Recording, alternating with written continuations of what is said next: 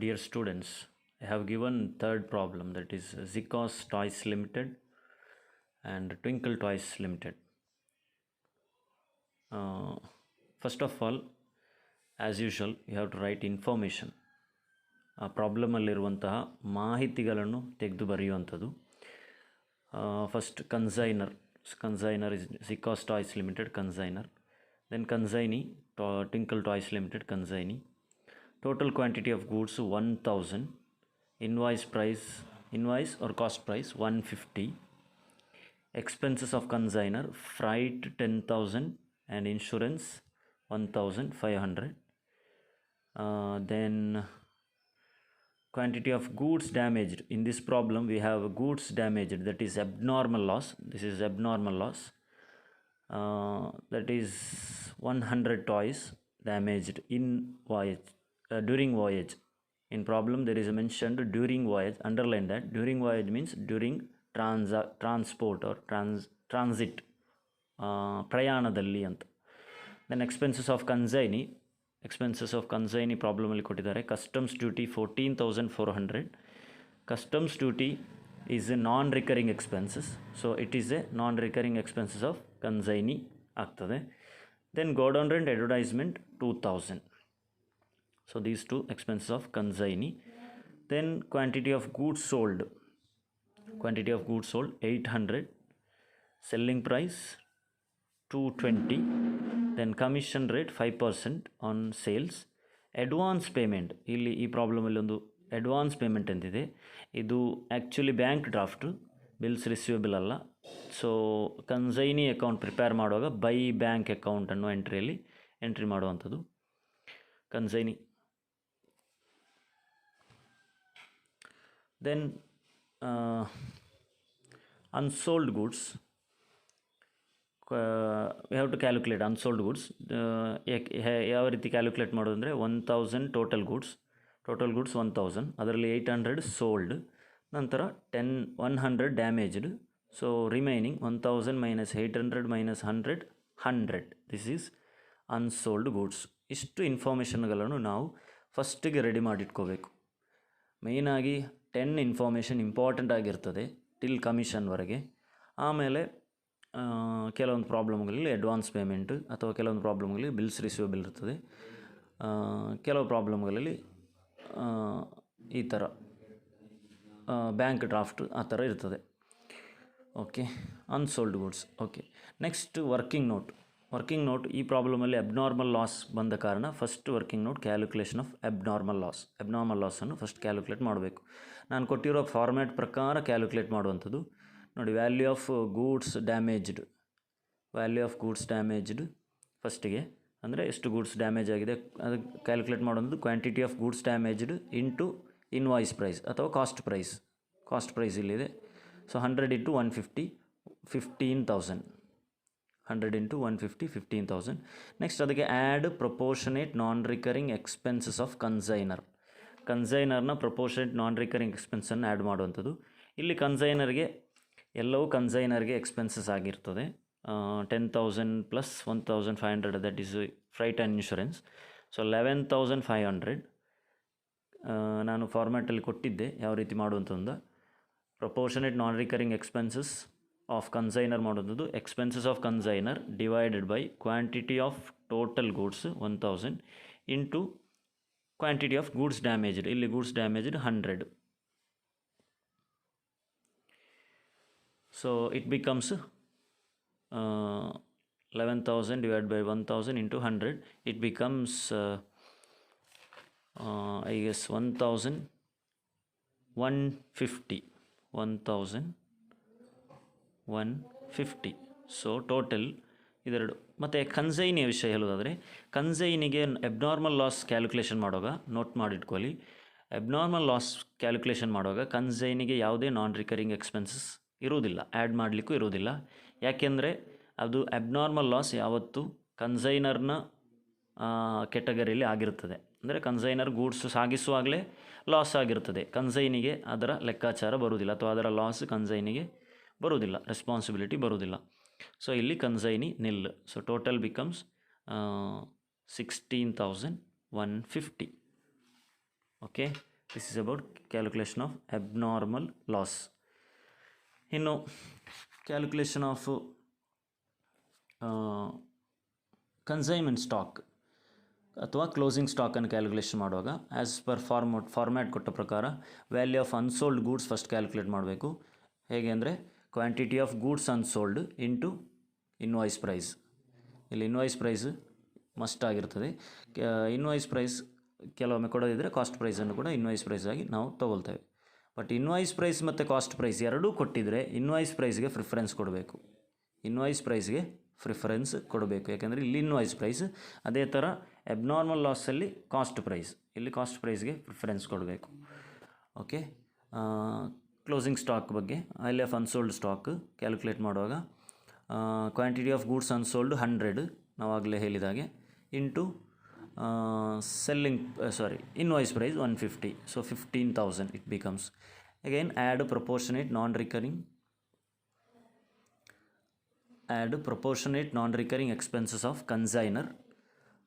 Expenses of consignor 11,500, total quantity of goods 1,000 into 100, that becomes 1,150. ನಾವು ಇಲ್ಲಿ ಮಾಡಿದ ಹಾಗೆ ಅಬ್ನಾರ್ಮಲ್ ಲಾಸಲ್ಲಿ ಮಾಡಿದ ಹಾಗೆ ಇಲ್ಲಿ ಕೂಡ ಸೇಮ್ ಹಾಗೆ ಬರ್ತದೆ. Next consignee. ಇಲ್ಲಿ ಕನ್ಸೈನಿಗೆ ನಾನು ಖಾಲಿ ಬಿಟ್ಟಿದ್ದೇನೆ, ಯಾಕೆಂದರೆ ಇಲ್ಲಿ ಉಂಟು. ಇಲ್ಲಿ ನಾನ್ ರಿಕರಿಂಗ್ ಎಕ್ಸ್ಪೆನ್ಸಸ್ ಒಂದನ್ನು ನಾವು ನೋಟ್ ಮಾಡಿದ್ದೇವೆ ನೋಡಿ. Non recurring expenses, this is customs duty 14,400 non recurring, ಯಾಕೆಂದರೆ customs duty non recurring expense. Okay, ನೆನಪಲ್ಲಿರಲಿ, ಕಸ್ಟಮ್ಸ್ ಡ್ಯೂಟಿ ಯಾವತ್ತು ನಾನ್ ರಿಕರಿಂಗ್ ಎಕ್ಸ್ಪೆನ್ಸ್. ಮೊನ್ನೆ ನಾನು ನಾನ್ ರಿಕರಿಂಗ್ ಎಕ್ಸ್ಪೆನ್ಸ್ ಪಟ್ಟಿ ಮಾಡುವಾಗ ಹೇಳಿದ್ದೆ. ಸೊ ನಾನ್ ರಿಕರಿಂಗ್ ಎಕ್ಸ್ಪೆನ್ಸಸ್ ಇಲ್ಲಿದೆ, ಆ ಕಾರಣದಿಂದ non-recurring customs duty is a non-recurring expense 14,400 divided by total quantity of goods ಅನ್ನು ಬರೀಬೇಕಲ್ವಾ 1,000. ಬಟ್ ಇಲ್ಲಿ ನಾನು 900 ಬರಿತಾ ಇದ್ದೇನೆ, ಯಾಕೆಂದರೆ ಟೋಟಲ್ ಕ್ವಾಂಟಿಟಿ ಆಫ್ ಗೂಡ್ಸ್ 1,000 ಹೌದು, ಬಟ್ ಇಲ್ಲಿ 100 ಮೈನಸ್ ಆಗಿದೆ.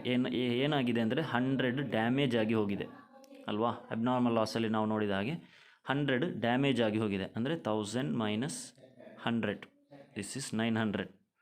ಇದು ತುಂಬ ನೆನಪಲ್ಲಿಡಬೇಕಾದ ವಿಷಯ, ಯಾಕೆಂದರೆ ಇಲ್ಲಿ ಕೂಡ ನೀವು ತಪ್ಪಾಗಿ 1,000 ಬರೆದು ಹೋಗ್ತೀರಿ. ಎಲ್ಲಿ ಗೂಡ್ಸ್ ಡ್ಯಾಮೇಜ್ ಆಗಿದೆ, ಗೂಡ್ಸ್ ಡ್ಯಾಮೇಜ್ ಅದನ್ನು ಮೈನಸ್ ಮಾಡಿಯೇ ಇಲ್ಲಿ ಬರೀಬೇಕು. Into quantity of unsold goods 100, unsold goods ಇಲ್ಲಿ 100. Okay, so 14,400 expenses of consignee, that is customs duty, ಅದನ್ನು ಮಾತ್ರ ತೆಗಿಬೇಕು. ಅದೇ ಥರ ಇನ್ನೊಂದು ಎಕ್ಸ್ಪೆನ್ಸಸ್ ಇದೆ ಕನ್ಸೈನಿಗೆ 2,000, that is godown rent advertisement. ಇದು ರಿಕರಿಂಗ್, ಇದು ನಾನ್ ರಿಕರಿಂಗ್ ಅಲ್ಲ, ದಿಸ್ ಈಸ್ ರಿಕರಿಂಗ್. ಆ ಕಾರಣದಿಂದ ಇದನ್ನು ತೆಗಿಲಿಲ್ಲ. ಓಕೆ, ಇಲ್ಲಿ ತೆಗಿಲಿಲ್ಲ. So 14,400 non recurring expenses, that is customs duty divided by 900 ಯಾಕೆ ಅಂತ ನಾನು ಹೇಳಿದೆ. 1,000 ಗೂಡ್ಸ್ ಇದ್ದದ್ದು ಟೋಟಲ್ ಕ್ವಾಂಟಿಟಿ ಆಫ್ ಗೂಡ್ಸ್, ಇದನ್ನೇ 1,000 ಬರಿಬೇಕಿತ್ತು. ಬಟ್ ಇಲ್ಲಿ ಯಾಕೆ ಬರಲಿಲ್ಲ ಅಂತ ಹೇಳಿದರೆ, ಇಲ್ಲಿ ಡ್ಯಾಮೇಜ್ ಆಗಿದೆ, 100 ಗೂಡ್ಸ್ ಡ್ಯಾಮೇಜ್ ಆಗಿದೆ, ಅದನ್ನು ಮೈನಸ್ ಮಾಡಿಯೇ ಬರೀಬೇಕು. ಯಾಕಂದರೆ ಇದು ಕನ್ಸೈನಿಯ ಲೆಕ್ಕಾಚಾರ. ಕನ್ಸೈನಿಗೆ ತಲುಪುವಾಗ 900 ಗೂಡ್ಸ್ ಮಾತ್ರ ಅವನ ಕೈಗೆ ತಲುಪಿದ್ದು, ಪ್ರಯಾಣದಲ್ಲಿ ಅಥವಾ ಅರ್ಧದಲ್ಲಿ ಸಾಗಿಸುವಾಗ 100 ಗೂಡ್ಸ್ ಡಿಸ್ಟ್ರಾಯ್ ಆಗಿದೆ. ಸೊ ಅದರ ಲೆಕ್ಕಾಚಾರ ಕನ್ಸೈನಿಗೆ ಬರೋದಿಲ್ಲ. So into 100, that amounts becomes 14,400 divided by 900 into 100, that becomes 1,600. 1,600. Okay, so total ಮಾಡುವಾಗ 17,750 ಬರ್ತದೆ. Okay, next we are preparing consignment account in the books of Zikos Toys ಲಿಮಿಟೆಡ್ನ ಹೆಸರಲ್ಲಿ ಕನ್ಸೈನ್ಮೆಂಟ್ ಅಕೌಂಟ್ ಪ್ರಿಪೇರ್ ಮಾಡುವಂಥದ್ದು. ಆ್ಯಸ್ ಯೂಶುವಲ್ ಫಾರ್ಮ್ಯಾಟ್ ಕೊಟ್ಟ ಪ್ರಕಾರ ಮಾಡ್ತಾ ಹೋಗುವಂಥದ್ದು. First entry to goods sent on consignment account, quantity of total goods into cost price. Invoice price ಇದ್ದರೆ invoice price, cost price ಇದ್ದರೆ cost price. So invoice ಪ್ರೈಸ್ಗೆ ಇಲ್ಲಿ ಹೆಚ್ಚಿನ ಪ್ರಿಫರೆನ್ಸ್ ಕೂಡ ಕೊಡಬೇಕು, important. Okay, 1,000 into 150, 1,50,000. Next to bank account, expenses of ಕನ್ಸೈನರ್ನ ಎಕ್ಸ್ಪೆನ್ಸನ್ನು ಪಟ್ಟಿ ಮಾಡುವಂಥದ್ದು. Freight 10,000, insurance 1,500, so 11,500. Next to Twinkle Toys account, ಇಲ್ಲಿ ಟು ಕನ್ಸೈನೀಸ್ ಅಕೌಂಟ್ ಅಂತ ಇದರಲ್ಲಿ ಫಾರ್ಮ್ಯಾಟಲ್ಲಿ ಕೊಟ್ಟಿದೆ, ಬಟ್ ಅಲ್ಲಿ ಹೆಸರು ಹಾಕಬೇಕು ಅಂತ ಕೂಡ ಹೇಳಿದ್ದೆ. ಟು ಟ್ವಿಂಕಲ್ ಟಾಯ್ಸ್ ಅಕೌಂಟ್, ಕನ್ಸೈನಿಯ ಹೆಸರಲ್ಲಿ ಅಕೌಂಟ್ ಮಾಡುವಂಥದ್ದು. To Twinkle Toys account expenses of consignee, ಇಲ್ಲಿ ಎಕ್ಸ್ಪೆನ್ಸಸ್ ಆಫ್ ಕನ್ಸೈನಿ ಟ್ವಿಂಕಲ್ ಟಾಯ್ಸ್ನ ಎಕ್ಸ್ಪೆನ್ಸನ್ನು ಪಟ್ಟಿ ಮಾಡುವಂಥದ್ದು. ನೋಡಿ, ಒಂದು ಎಕ್ಸ್ಪೆನ್ಸಸ್ ಕಸ್ಟಮ್ಸ್ ಡ್ಯೂಟಿ 14,400, ಇನ್ನೊಂದು ಗೋಡೌನ್ ರೆಂಟ್ ಆ್ಯಂಡ್ ಅಡ್ವರ್ಟೈಸ್ಮೆಂಟ್ 2,000. ಇಲ್ಲಿ ಗೋಡೌನ್ ರೆಂಟ್ ಅಡ್ವರ್ಟೈಸ್ಮೆಂಟ್ ಪಟ್ಟಿ ಮಾಡಲೇಬೇಕು, ಏಕೆಂದರೆ ಇದು expenses of total expenses of ಕನ್ಸೈನಿಯನ್ನು ರೆಕಾರ್ಡ್ ಮಾಡುವಂಥದ್ದು. So customs duty 14,400, godown rent 2,000, total becomes 16,400. Next ಇಲ್ಲಿ ಕಮಿಷನ್. ಈ ಕಮಿಷನನ್ನು ಕ್ಯಾಲ್ಕುಲೇಟ್ ಮಾಡೋ ಮುಂಚೆ, ಇದು ನಾನು ಮಾಡಿ ಆಗಿದೆ, ಇದನ್ನು ಮಾಡೋ ಮುಂಚೆ ನಾವು ಕ್ರೆಡಿಟ್ ಸೈಡಿಗೆ ಹೋಗಬೇಕು. ಯಾಕೆಂದರೆ ಸೇಲ್ಸ್ ಕ್ಯಾಲ್ಕುಲೇಟ್ ಮಾಡದೆ ಕಮಿಷನ್ ಮಾಡಲಿಕ್ಕೆ ನಮಗೆ ಆಗೋದಿಲ್ಲ.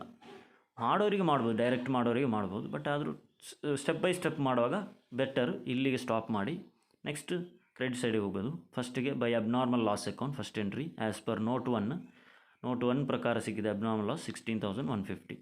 Next entry by Twinkle Toys account, that is sale proceeds, ಸೇಲನ್ನು ರೆಕಾರ್ಡ್ ಮಾಡುವಂಥದ್ದು. Total quantity of sold goods 800 into selling price. Quantity of sold goods into selling price 800 into 220, 1,76,000. Next by consignment stock account as per note 2, closing stock ನಾವು calculate ಮಾಡಿದ್ದು working note 2 ಪ್ರಕಾರ 17,750 ಇದೆ amount. ಇನ್ನು ಇಲ್ಲಿ commission ಬಾಕಿಯಾಗಿದೆ, ಕಮಿಷನನ್ನು ಈಗ record ಮಾಡೋದು. To Twinkle Toys account commission 5% on 1,76,000. ಇದು 5% on 1,76,000. 1,76,000 into 5% 8,800. So ಇಷ್ಟು ಕಮಿಷನ್ ಟ್ವಿಂಕಲ್ ಟಾಯ್ಸ್ಗೆ ಸಿಕ್ಕಿತು. ನೆಕ್ಸ್ಟ್ ಬ್ಯಾಲೆನ್ಸ್ ಮಾಡೋದು ಇಷ್ಟೇ ಎಂಟ್ರಿಗಳು. 12 ಮಾರ್ಕ್ಸಲ್ಲಿ ಬರೋದು ಇಷ್ಟೇ ಎಂಟ್ರಿ, ಹೊಸ ಎಂಟ್ರಿ ಏನೂ ಇಲ್ಲ, ಫಿಕ್ಸ್ಡ್ ಎಂಟ್ರಿಗಳು ಕನ್ಸೈನ್ಮೆಂಟ್ ಅಕೌಂಟಲ್ಲಿ ಇರ್ತದೆ. ಸೊ ಈ 12 ಮಾರ್ಕ್ಸಲ್ಲಿ ಇಷ್ಟೇ ಬರ್ತದೆ. 24 ಮಾರ್ಕ್ಸಲ್ಲಿ ಮಾತ್ರ 2 ಎಂಟ್ರಿ ಲೋಡಿಂಗ್ ಇದ್ದರೆ ಎಕ್ಸ್ಟ್ರಾ ಇರ್ತದೆ, ಅದು ಆ ಟೈಮಲ್ಲಿ ಹೇಳಿಕೊಡ್ತೇನೆ. ಸೊ ಬ್ಯಾಲೆನ್ಸ್ ಮಾಡುವಾಗ ಹೆಚ್ಚು, ಇಲ್ಲಿ ಬ್ಯಾಲೆನ್ಸ್ ಹೆಚ್ಚಿದೆ, ಅಮೌಂಟ್ ಜಾಸ್ತಿ ಇದೆ, ಸೊ ಪ್ರಾಫಿಟ್ ಇದೆ ಇಲ್ಲಿ. So to profit and loss account, profit on consignment account 23,200. This is about consignment account. Next consignment account ಆದಮೇಲೆ ನಾವು ಪ್ರಿಪೇರ್ ಮಾಡುವಂಥದ್ದು ಕನ್ಸೈನೀಸ್ ಅಕೌಂಟು ಅದೇ ಬುಕ್ಸಲ್ಲಿ ಮಾಡುವಂಥದ್ದು. ಪೋಸ್ಟಿಂಗ್ ಮಾಡುವಂತಹ ಕೆಲಸಗಳು ಹೆಚ್ಚಾಗಿರ್ತದೆ ಕನ್ಸೈನೀಸ್ ಅಕೌಂಟಲ್ಲಿ. ಪೋಸ್ಟಿಂಗ್ ಮಾಡೋದು ನೋಡಿ, ಟ್ವಿಂಕಲ್ ಟಾಯ್ಸ್ ಅಕೌಂಟ್ ಅಂತ ಹೆಡ್ಡಿಂಗ್ ಹಾಕುವಂಥದ್ದು. ಟ್ವಿಂಕಲ್ ಟಾಯ್ಸ್ ಅಕೌಂಟ್ ಅಂತ ಹೆಡ್ಡಿಂಗ್ ಮಾಡಿ, ಈ ಟ್ವಿಂಕಲ್ ಟಾಯ್ಸ್ ಅಕೌಂಟು ಅಂತ ಇಲ್ಲಿ ಎಲ್ಲಿ ಎಂಟ್ರಿ ಇದೆ ಅದನ್ನೆಲ್ಲಿಗೆ ಪೋಸ್ಟಿಂಗ್ ಮಾಡುವಂಥದ್ದು. ನೋಡಿ, ಇಲ್ಲಿ ಒಂದಿದೆ ಟ್ವಿಂಕಲ್ ಟಾಯ್ಸ್ ಅಕೌಂಟು, ಇನ್ನೊಂದು ಇಲ್ಲಿದೆ ಟ್ವಿಂಕಲ್ ಟಾಯ್ಸ್ ಇದು ಬ್ಲರ್ ಆಗ್ತದ. ಟ್ವಿಂಕಲ್ ಟಾಯ್ಸ್ ಅಂತ ಇಲ್ಲಿ ಒಂದಿದೆ, ಆಮೇಲೆ ಇಲ್ಲಿ ಒಂದಿದೆ ಟ್ವಿಂಕಲ್ ಟಾಯ್ಸ್. ಸೊ ಇದನ್ನೆಲ್ಲ ಪೋಸ್ಟಿಂಗ್ ಮಾಡೋಂಥದ್ದು. ಇಲ್ಲಿ 2 ಇದ್ದರೆ ಅಲ್ಲಿ ಬೈ ಹಾಕಬೇಕು, ಇಲ್ಲಿ ಬೈ ಇದ್ದರೆ ಇಲ್ಲಿ 2 ಆಗ್ತದೆ. ಆಮೇಲೆ ಮತ್ತೊಂದು ಇಲ್ಲಿ ನೋಟ್ ಮಾಡಬೇಕಾದ್ದು ಮೇಯ್ನಾಗಿ ಬಿಲ್ಸ್ ರಿಸೀವೇಬಲ್ ಇದ್ದರೆ ಬಿಲ್ಸ್ ರಿಸೀವೇಬಲ್, ಅಥವಾ ಇಲ್ಲಿ ಬಿಲ್ಸ್ ರಿಸೀವೇಬಲ್ ಇಲ್ಲ ಅಡ್ವಾನ್ಸ್ ಪೇಮೆಂಟ್ ಇದೆ ಅಥವಾ advance received. Twinkle toys pay ಮಾಡಿದ್ದು ಯಾರಿಗೆ? ಜಿಕಾಸ್ ಕನ್ಸೈನರ್ನಿಗೆ ಪೇ ಮಾಡಿದೆ, ಅಡ್ವಾನ್ಸ್ ಕೊಟ್ಟಿದ್ದಾನೆ 50,000 ಫಸ್ಟಿಗೆ. ಸೊ ಅದನ್ನು ಬೈ ಬ್ಯಾಂಕ್ ಅಂತ ಎಂಟ್ರಿ ಮಾಡೋದು. By bank account advance received 50,000. Okay.